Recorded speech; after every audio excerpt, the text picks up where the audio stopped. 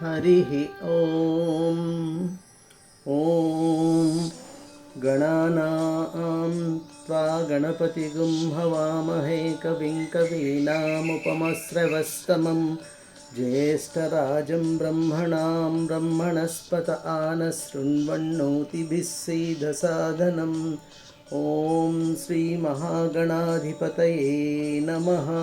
प्रणो देवी सरस्वती वाजेभिर्वाजिनीवती धीनामवित्र्यवतु वाग्देव्यै नमः।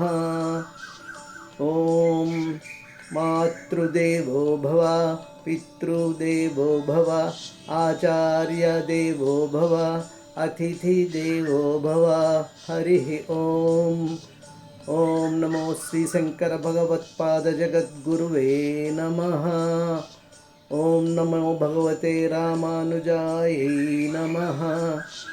अभ्रमं भंगरहितम् अजडं विमलं सदानन्दतीर्थम् अतुलं भजे तापत्रयापहं वादिराजगुरून् वन्दे हयग्रीवपदाश्रयान् वादिराजकेसरिणे नमः।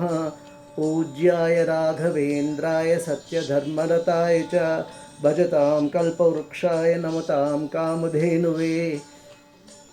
हरिः ॐ व्यासाय विष्णुरूपाय व्यासरूपाय विष्णवे ॐ श्रीवेदव्यासभगवाने नमः। हरिः ॐ। डियर फ्रेंड्स, ఇంతకు ముందు రామనామ మహత్యాన్ని గురించి, రామ అనే 2 అక్షరాల పదం మనకు ఏ విధంగా మోక్షదాయకమవుతుందో తెలుసుకున్నాం. ఇప్పుడు రామాయణాన్ని గురించి చర్చించుకుందాం. రామాయణాలు చాలా ఉన్నాయి. అన్ని భాషల్లోనూ రామాయణ గ్రంథం లిఖించబడింది. తెలుగులో మొల రామాయణము, రంగనాథ రామాయణము, అట్లే తమిళంలో కంబ రామాయణము, విశ్వనాథుల వారి రామాయణ కల్పవృక్షము, ఇలా ప్రతి భాషలోనూ రామాయణం లిఖించబడ్డది. కానీ ప్రామాణిక గ్రంథంగా రామాయణాలు వాల్మీకి రామాయణాన్ని పరిగణిస్తాం. తర్వాత రామచరితమానస్, ఈ 2 గ్రంథాలను ముఖ్యంగా రామాయణ గ్రంథాలుగా పరిగణిస్తాం.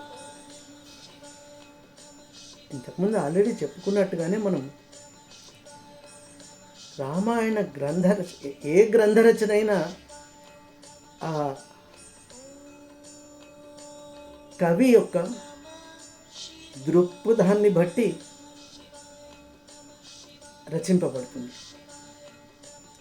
It's nothing but perception of the person who presents the work, the literal work. After all, what else is literature? The definition of literature is logical jugglery of magical words. తర్వాత భావ ప్రకటన. ఉదాహరణకి వాల్మీకి రామాయణంలో రాముణ్ణి మానవ మాత్రునిగానే చూపిస్తాడు వాల్మీకి వారు. కానీ తులసీదాస్ రామాయణంలో తులసీదాసు రాముణ్ణి స్థితప్రజ్ఞునిగాను ధీరోదాత్తునిగాను చూపిస్తాడు. అది వాళ్ళ భావాన్ని బట్టి, వాళ్ళ భక్తిని బట్టి ఉంటుంది. ఇంతకుముందు మనం అనుకున్నాం, Ramayanam is nothing but a story of relationships of human life. ఇంకా ఇప్పుడు మనం వాల్మీకి రామాయణాన్ని గురించి చర్చిద్దాం. వాల్మీకి రామాయణంలో వాల్మీకి వారు మొట్టమొదట గురువుని డిఫైన్ చేస్తారు. ఆయన గురువు గురించి ఇలా చెప్తారు.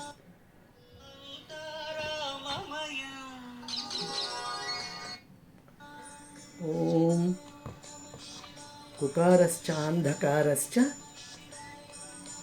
రుకారస్తు నిరోధకృత్ అంధకార వినాశత్వాత్ గురురత్వభిధీయతే అంటారు. అంటే గురువు అనేటటువంటి వ్యక్తి శిష్యుని అంధకారాన్ని తొలగించడమే కాకుండా అంధకారాన్ని నాశనం చేయగలిగినటువంటి వాడై ఉండాలి. ఇక్కడ అంధకారము అంటే జ్ఞానాంధకారం. It is not the physical darkness. అంటే తెలియని స్థితి. ఎప్పుడు మనం గురువుని అప్రోచ్ చేస్తాం? తెలియనప్పుడే అప్రోచ్ చేస్తాం. మనకు సందేహ నివృత్తి కోసం గురువును అప్రోచ్ చేస్తాం, గురువును ఆశ్రయిస్తాం. సో ఆ గురువు ఏ విధంగా ఉండాలి అనేది కుకారశ్చాంధకారశ్చ. ఆ గురువు అనే పదాల్లో గు అనే పదము అంధకారాన్ని, రు అంటే తొలగించేటటువంటిది. అది గురువు అనే పదాల్లో ఉన్న మహత్యం. తొలగించడమే కాదు, అంధకారాన్ని నాశనం చేయగలటువంటి జ్ఞానాన్ని ప్రసాదించగలిగిన వాడు గురువు. So first he defines guru. Next so గురు శిష్య సంబంధం. అట్లే భగవద్గీతలో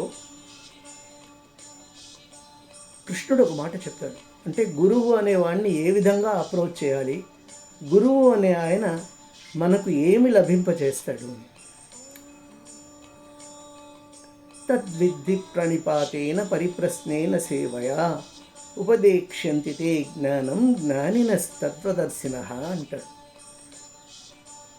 అంటే గురువు అనేవాడు ఎవరు అంటే జ్ఞానినస్తత్వదర్శినః, తత్వజ్ఞానాన్ని ఎరిగినవాడు గురువు. సో ఆయన్ను ఏ విధంగా అప్రోచ్ చేయాలి అంటే ఏ విధంగా ఆయన్ను ఆశ్రయించాలి. తద్విద్ధి ప్రణిపాతేన, విధిపూర్వకంగా అంటే నమస్కారం చేయడం. నమస్కారం చేయడం ఒక ఎత్తు అయితే ఆత్మార్పణ చేసుకోవడం అంటే పూర్తిగా గురువుకు సరెండర్ అయిపోవాలి. ఈయన నా సందేహ నివృత్తి చేయగలిగినటువంటి వ్యక్తి అని నిర్ణయించుకొని ఆయన్ను ఆశ్రయించి ఆయనకు నమస్కారం చేసి తద్విద్ధి ప్రణిపాతేన పరిప్రశ్నేన సేవయా. అంటే నేను అడిగే ప్రశ్న ఏ విధంగా ఉండాలి అంటే ఆ ప్రశ్న గురించి నాకు కూలంకషంగా జ్ఞానం కలిగి ఉండాలి, ఆ విషయం నాకు తెలిసి ఉండాలి.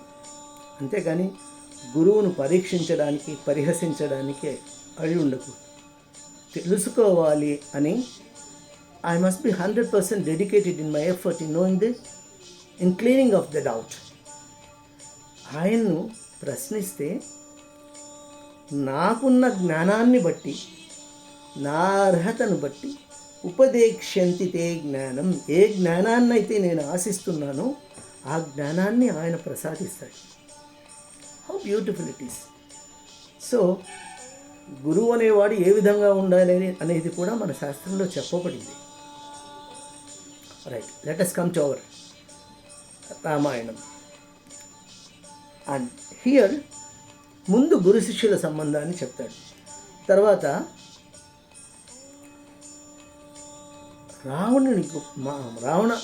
రావణాసురుడికి హితబోధ చేస్తూ మారీచుడు రాముడి గురించి ఒక పద్యం చెప్తాడు, ఒక శ్లోకం. ఇది వాల్మీకి రామాయణంలో ఉంది. అంటే ఆయన ఏం చెప్తాడంటే రావణాసురుడు చెప్తాడు, నువ్వు మహామాయావి, నీ మాయాజాలంలో రాముణ్ణి సీతను ఇరికించినావంటే, నేను పోయి రాముణ్ణి దూరం చేసినావంటే నేను సీతను అపహరించుకొని వస్తాను అని చెప్పాడు. అప్పుడు మారీచుడు చెప్తాడు, అపిత్వామీశ్వర ప్రాప్య కామవృత్తం నిరంకుశం న వినశ్యేత్పురీ లంకాత్వయ సహస రాక్షస రామో విగ్రహవాన్ ధర్మ సాధు సత్య పరాక్రమ రాజా సర్వస్య లోకస్య దేవాన్నాం మఘవానివా. అంటే నీకు రావణుడు మహాపండితుడు, మహాజ్ఞాని, మహాతపస్వి, మహాభక్తుడు. ఈశ్వరుని ఇచ్చ వలనేమో నీకు ఈ నిరంకుశమైన కామం కలిగింది.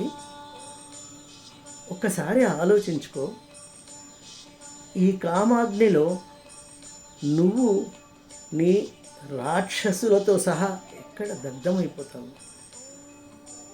వినశ్యేత్ పురి అంటే లంక నాశనం జరుగుతుంది, లంక పాడైపోతుంది. లంక వినశ్యేత్ పురి లంక త్వయా నీ లంక సహస రాక్షస రాక్షసులతో కూడా మొత్తం రాక్షస సమూహంతో సహా నీ లంక నాశనమైపోతుంది. రాముడు అంటే ఎవరనుకున్నావు? రామో విగ్రహవాన్ ధర్మ, ధర్మానికి ఒక విగ్రహం అంటూ తయారు చేస్తే ఆ ధర్మ విగ్రహము రాముని మాదిరి ఉంటుంది. సో ధర్మానికి ప్రతిరూపం రాముడు. He is the image of ధర్మ. ధర్మము ఆయన ఇమేజ్. ధర్మ is the image of Rama, it's a replica. So అటువంటి సాధు సత్య పరాక్రమ, ఆయన ఎవరికి హాని చేసేటటువంటి వాడు కాదు.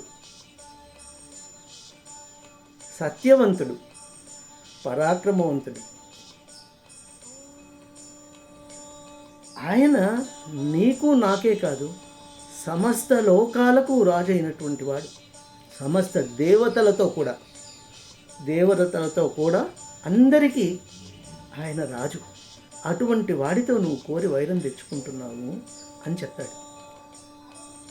అదేవిధంగా ఆయన గొప్పతనాన్ని గురించి త్రిజట చెప్తుంది. ఒకానొక పరిస్థితుల్లో సీతకు చాలా ఆందోళన కలిగి, సీత నేను చనిపోతే మేలు అని సూసైడ్ చేసుకుంటే బాగుంటుంది అని అనుకుంటుంది. And she tries to commit suicide. ఆమె కురులను మెడకు చుట్టుకొని, అప్పుడు త్రిజట వచ్చి సీతకు చెప్తుంది, అమ్మా నువ్వు తొందరపడవద్దు. నిన్న రాత్రి నాకు స్వప్నంలో రామచంద్రమూర్తి విష్ణువు అవతారంలో కనిపించినాడు. పరం బ్రహ్మ, పరం తత్వం, పరం జ్ఞానం, పరం తపః, పరం బీజం, పరం క్షేత్రం, పరం కారణం అని చెప్పి. అంటే 4 చేతుల్లోనూ ఆయన ఆయుధాలు కలిగి పరబ్రహ్మ స్వరూపంలో నాకు శ్రీరామచంద్రుల వారు సాక్షాత్కరించినారు. ఆయనే బ్రహ్మ, ఆయనే తత్వం. శ్రీరామచంద్రమూర్తే తత్వం, నారాయణమూర్తే శ్రీరామచంద్రమూర్తి. ఆయనే జ్ఞానం, ఆయనే బీజం, ఆయనే క్షేత్రం. ఈ ప్రపంచమంతా ఆయన సృష్టి. సో ఆయనే సృష్టిస్తున్నాడు, ఆయనే లయం చేసుకుంటున్నాడు. కాబట్టి ప్రతి కారణానికి కారణం ఉంటుందమ్మా, నువ్వు తొందరపడవద్దు. ఆయన వచ్చి నిన్ను రక్షిస్తాడు. తర్వాత ఇంకొక దుస్వప్నం కూడా కలిగింది నాకు. రావణాసురుడు ఒళ్ళంతా నూనె పూసుకొని దక్షిణం వైపుగా ఊరేగుతున్న, తన భార్యలతో సహా ఊరేగుతున్నట్టుగా కనిపించింది. అది చాలా చెడ్డది. కాబట్టి రాముడు ఖచ్చితంగా వచ్చి నీకు ఈ చెర విడిపిస్తాడమ్మా అని చెప్తుంది. సో ఇది రాముల వారి గొప్పతనం. అండ్ రాముల వారికి తన ఒకానొక సందర్భంలో సీత చెప్తుంది, రాముల వారి గురించి. అరుంధతి వీళ్ళు పంచవటికి వెళ్తారు, ముని ఆశ్రమానికి వెళ్తారు. వెళ్తే అక్కడ అరుంధతి అడుగుతుంది సీత, అమ్మ రాముడు నిన్ను బాగా చూసుకుంటున్నాడు అమ్మ అంటే సీత చెప్తుంది, కిం పునర్యో గుణశ్లాఘు సాను కిం పునర్యో గుణశ్లాఘ్య సాధు క్రోశో జితేంద్రియ స్థిరానురాగౌ ధర్మాత్మ మాతృవత్ పితృవత్ ప్రియ అని చెప్తుంది. అంటే అమ్మా నేను ఎన్ని జన్మల్లో పుణ్యం చేసుకున్నాను, రాముడు ఎంత శ్లాఘనీయుడు అంటే ఆయనకు కోపము ఆక్రోశము రావంట. జితేంద్రియుడు ఆయన నన్ను ఎంత చక్కగా చూసుకుంటున్నాడు అంటే ఎవరికైనా ఎప్పుడు గుర్తొచ్చే తల్లిదండ్రులే. తల్లిదండ్రుల ప్రేమకు ప్యారలల్ లేదు. కానీ ఎంత కాన్స్టెంట్ అంటే స్థిర అనురాగం, ఆ అనురాగం ఎప్పటికీ తగ్గకుండా ఒకే విధంగా స్థిర అనురాగం. ధర్మాత్ముడు ఎంత గొప్పగా నన్ను అనురాగంతో చూసుకుంటున్నాడంటే నన్ను పెంచిన నా తల్లిదండ్రులు కూడా నాకు గుర్తు రాకుండా అపురూపంగా నన్ను చూసుకుంటున్నాడమ్మా అని చెప్తుంది. ఇన్ఫ్యాక్ట్ ఇది భార్యాభర్తల మధ్య ఉన్న relationship, how a husband should be అనే దానికి ఆయన ఎగ్జాంపుల్. రాముడి మాట ఉండాలి. సీతారామాభ్యాం నమో నమః అంటాం మనం దేవతార్చన చేసేటప్పుడు. ఎందుకంటే ఆ అనుబంధం అనేది భార్యాభర్తల మధ్య ఏ విధంగా ఉండాలా అనేది రామాయణ కావ్యం తెలుపుతుంది. సీతను రావణాసురుడు అపహరించకపోతే దుఃఖిస్తాడు, వేడుకుంటాడు, వనదేవతలారా నా సీత ఎక్కడ పోయిందో జాడ తెలపండి అంటే ఒకానొక స్టేజ్లో కోపం వచ్చి ఆయనకు ఆ శోకం భరించలేక ఆ అస్త్రం తీసుకో, నేను మొత్తం అంతా నేను ఈ ప్రకృతిని అంతా నాశనం చేస్తాను అంటాడు. అంటే అప్పుడు లక్ష్మణుడు ఓదారుస్తాడు. శోకో నాశయతి ధర్మం, శోకో నాశయతి కృతం, శోకో నాశయతి సర్వం, నాస్తి క్రోధో సమం రిపుః అంటాడు లక్ష్మణుడు. అన్నా నీకు చెప్పేంత పెద్దవాడిని కాదు. శోకం అంటే డిప్రెషన్. ఆ డిప్రెషన్లో ఉంటే ధర్మాలు తెలియవు. నాకు అన్యాయం జరిగింది కదా అదొకటే ఉంటుంది. అండ్ కృతం అంటే system of the life gets disturbed. దుఃఖంలో ఉన్నప్పుడు మన రెగ్యులర్గా కార్యాచరణ చేసుకోలేము. అంతెందుకు అన్నీ నాశనం చేస్తుంది శోకం అనేది. You deviate from everything you follow. ఎందుకంటే దుఃఖం ఎందుకు చేయాలా, డిప్రెషన్ అంటే ఆ శోకం అనేది ఎంత శత్రువు అంటే దానికి మించిన శత్రువు ఇంకొకడు లేడు. నీకు చెప్పేటంతటి వాడిని కాదు. కాబట్టి నువ్వు దయచేసి ఆ శోకం నుంచి బయటపడి మనం సీతను వెతికే ప్రయత్నం చేస్తాము, సీతమ్మ వారు లభిస్తారు అని అన్నకు చెప్తాడు. అంటే ఆయనకు కూడా తమ్ముడు అంటే ఎంత అభిమానం అంటే పంచవటిలో అన్న వదిన ఉండడానికి లక్ష్మణుల వారు ఒక కుటీరాన్ని నిర్మిస్తాడు.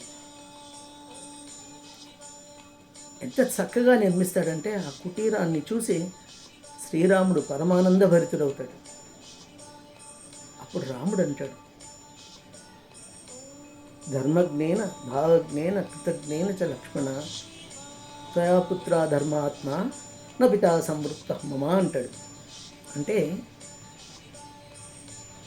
ధర్మం ప్రకారము ధర్మం ఏం చెప్తుంది, అన్నను గౌరవించాలా. ధర్మం ప్రకారం నీకు అన్నను కాబట్టి నువ్వు నన్ను సేవించవచ్చు. భావజ్ఞేన అంటే నాకంటే పెద్దవాడు అన్న అని. ఇంకొకటి కృతజ్ఞేన అంటే నేను ఏం చెప్పినా కూడా నువ్వు నాతో ఫాలో అవుతున్నావు, నన్ను నీ వెంట రానిచ్చినావు కాబట్టి నువ్వేం చెప్పినా నేను చేస్తాను. కృతజ్ఞేన చ లక్ష్మణ త్వయా పుత్రేణ ధర్మాత్ అంటే నీ వంటి పుత్రుడు దశరథ మహారాజు పుత్రుడు ధర్మాత్ముడు నాకెంత సేవ చేస్తున్నాడు అంటే, నీ సేవలో నా సంవృత్త పితామమ అంటే దశరథ మహారాజు పుత్రుని నేను. దశరథుడికి రాముడు అంటే ప్రాణం, నాకు కూడా నా తండ్రి అంటే ప్రాణం, గౌరవం. ఆ తండ్రి నాకు గుర్తు రావడం లేదు. అంత గొప్పగా నా సేవ చేస్తున్నావు తండ్రి నువ్వు అంటే. తమ్ముడి ప్రేమ, అన్న అనురాగం ఏ విధంగా ఉండాలి అనేది రామాయణంలో చెప్పబడింది. ఈ విధంగా రామాయణంలో ఎన్ని ఎగ్జాంపుల్స్ వస్తాయో మనకు చెప్పుకుంటూ పోతే. భరతుడు చెప్తాడు. ఇంకొకటి ఏమంటే, రామాయణంలో అసలు గొప్పతనం ఏంటంటే, రామాయణ మూలమంత్రం అంటారు. లక్ష్మణుడు ఎన్ని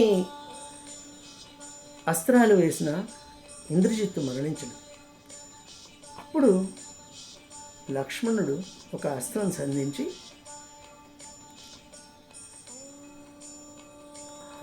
అప్పుడు అస్త్రం ధర్మాత్మ సత్యసంధశ్చ రామో దాశరథిర్యది పౌరుషేచ ప్రతిద్వంద్వసరైనం జహి రావణి అని అనే మంత్రంతో అస్త్రాన్ని సంధిస్తాడు.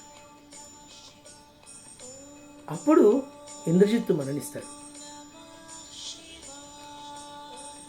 దీన్ని రామాయణ మూలమంత్రం అంటారు.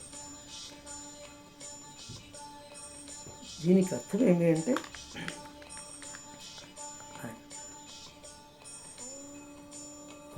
రాముడు ధర్మాత్ముడే అయితే,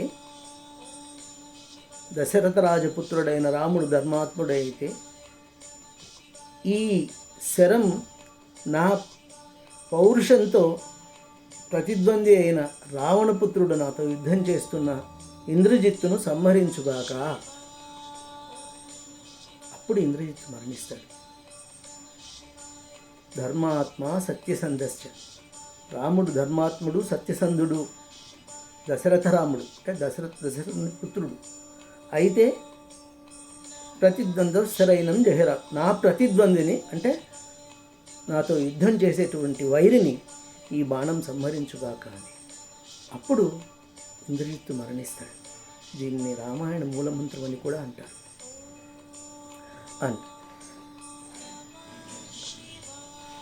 అంతా రాముడి గొప్పతనం చెప్పాలి అంటే, ఎంత చెప్పినా కూడా రాముడు మాత్రం నరమాత్రుడే. ఆయన శోకానికి గురవుతాడు, ఏడుస్తాడు. ఒకానొక సమయంలో శక్తిఘాతానికి లక్ష్మణుడు మూర్ఛపోతే, అప్పుడు ఆయన చెప్తాడు, ఒళ్ళో పండబెట్టుకుని, దేశే దేశే చ కలత్రాని దేశే దేశే చ బాంధవా తం తు కిం దేశే న పశ్యామి ఎత్ర భ్రాత సహోదర అంటాడు తమ్ముని గురించి. అంటే దేశ దేశాలు తిరిగి భార్యను సంపాదించుకోవచ్చు, బంధువులను సంపాదించుకోవచ్చు, కానీ నీ వంటి తమ్ముడిని నేను ఎక్కడి నుంచి తెచ్చుకుంటాను లక్ష్మణ అని రోధిస్తాడు, విలపిస్తాడు. ఆయన ఒక్కసారి ఆయన ఇంకా ఎందుకు నరమాతృనిగా చిత్రీకరింపబడినాడు అంటే, కొన్ని ఇన్స్టెన్సెస్ చాలా బాగుంటాయి, చాలామందికి తెలియవు కూడా. వాల్మీకి రామాయణంలో కబంధవధ అయిన తర్వాత కబంధుడు గంధర్వుడు శాపరూపంలో ఉంటాడు. శాపవిముక్తి అయిన తర్వాత రామలక్ష్మణులు ఇద్దరూ సీతను వెతుకుతూ ఉంటారు. ఆయన చెప్తాడు, ఇక్కడ మీరు ఇదే దిశలో వెళ్తే గంధమాదన పర్వతం మీద సుగ్రీవుడనే వానరరాజు ఉంటాడు. వానరుడని ఆయన్ను తక్కువగా అంచనా వేయకండి, ఆయన శరణు వేడితే ఆయన మీకు సరైన మార్గం చూపిస్తాడు. లక్ష్మణునికి కోపం వస్తుంది, హీ గెట్స్ డిస్ప్లేస్డ్.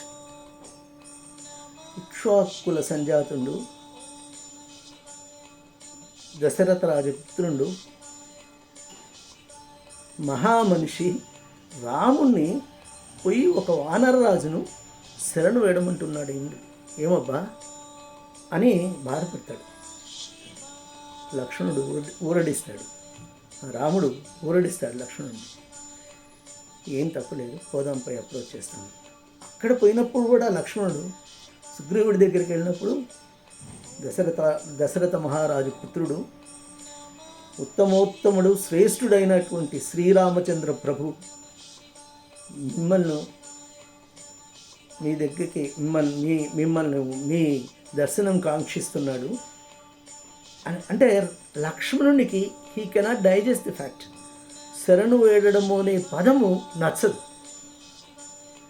వానరరాజును మేము మహారాజులు, అందులో రాముడు మా అన్నగారు చాలా గొప్పవాడు, మేము పోయి వానరరాజును శరణు వేయడం అది ఎప్పుడవుతుంది అర్థమవుతుంది లక్ష్మణునికి అంటే, వానర వీరులంతా పిలిపిస్తాడు సుగ్రీవుడు. పిలిపించి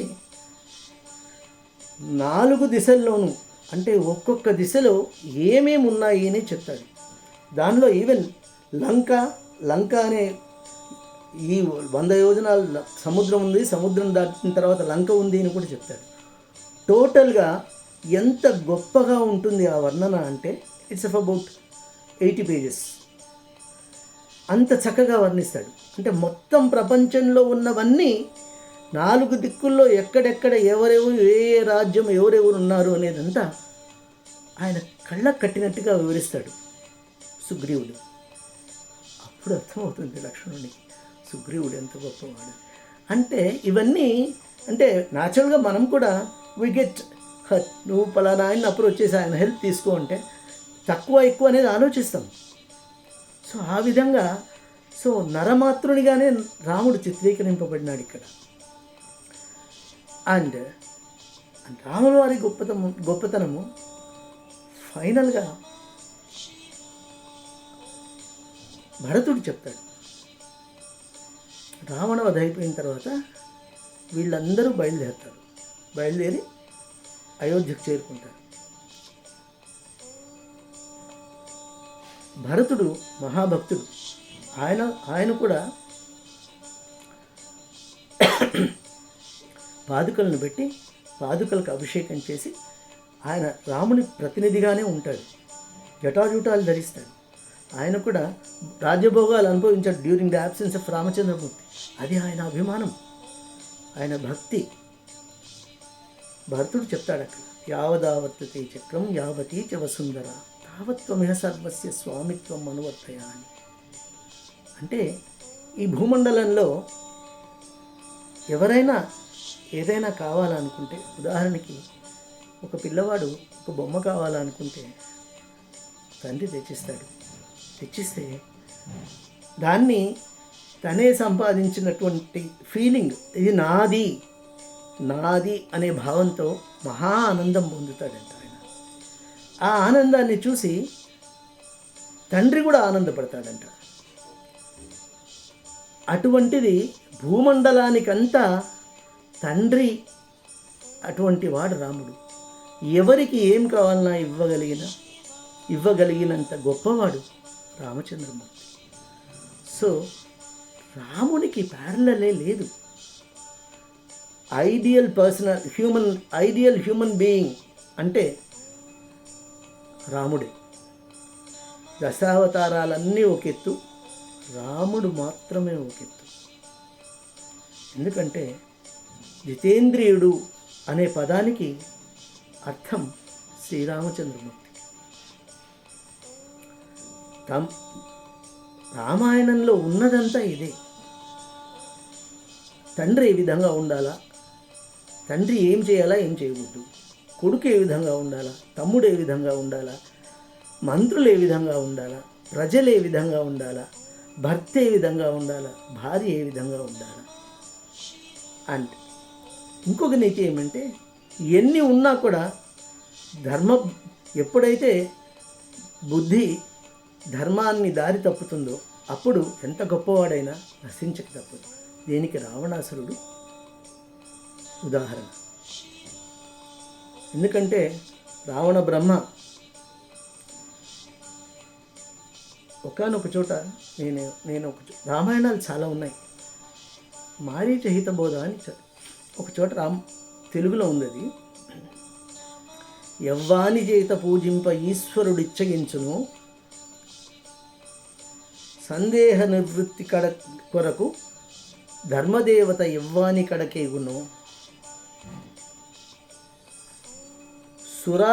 సురాసురులకు ధర్మ మార్గము తెలిపడి మహానుభావుండెవ్వడో అవ్వానికి కీడు బుద్ధి కలిగి పరస్త్రీని అపహరింప బుద్ధి పుట్టే అని చెప్తాడు. అమ్మ లంకాపురి నన్ను మన్నింపు మమ్మ అంటే ఈయన కదా దానిలో పార్ట్, మారీచుడే పోవాలి.